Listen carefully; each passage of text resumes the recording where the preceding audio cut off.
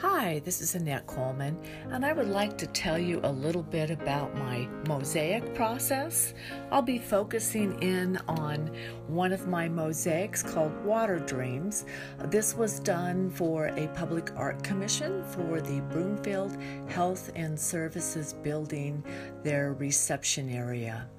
I like to select all my tile and lay them out before I start the gluing.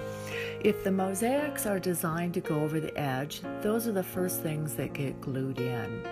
Then everything else gets glued in, and then the grout gets mixed. I use a very durable concrete grout, and you make a little well in the grout and pour the water in and mix it up. I mix it with a little bit more water if I'm going to be applying it directly flat on my mosaic on my workstation. If it's something on the side, I mix it up with a little less water so it tends to hold better to the cracks between the actual mosaics. And it just gets mushed in by hand. I do wear out gloves from time to time because it is very rough on the gloves, and of course it would be way rougher on your hands if that's what you were using. So it's just a matter of stroking it and pushing it into the actual spaces. And then the tiles get grouted. They get scraped off with an X-Acto knife or with a wire brush.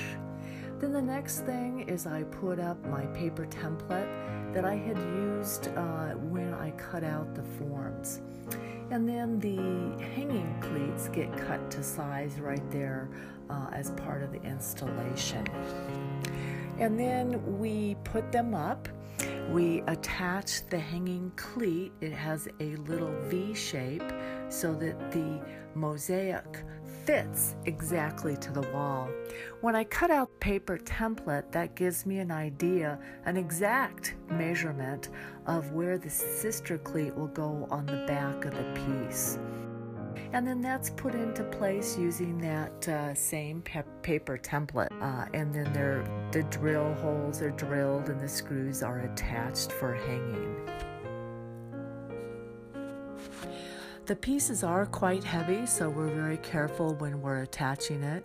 And you can see Rick Tronvig, my partner, helping with a lot of the technical issues. The actual spaces that you can see as these pieces fit together, tiled and grouted in place. So that's the next thing. What you can see here is the clouds as they change the light on the pieces, makes everything glint and glitter and reflect the light. So I am putting the grout in just like I've done in my studio, but I just have to do small little areas where the new pieces have been glued in. There's no way these pieces could be done full size without seam lines. It would be too heavy for us to lift. And then of course the X-Acto knife and wire brush comes in just like it does when I'm cleaning my pieces in the studio. Before they get transferred to the installation site. This piece is 5 feet high by 20 feet wide. It's a little hard to tell the scale on this because it is so large. But if you look at the chair, you can kind of see how it all is very, very large.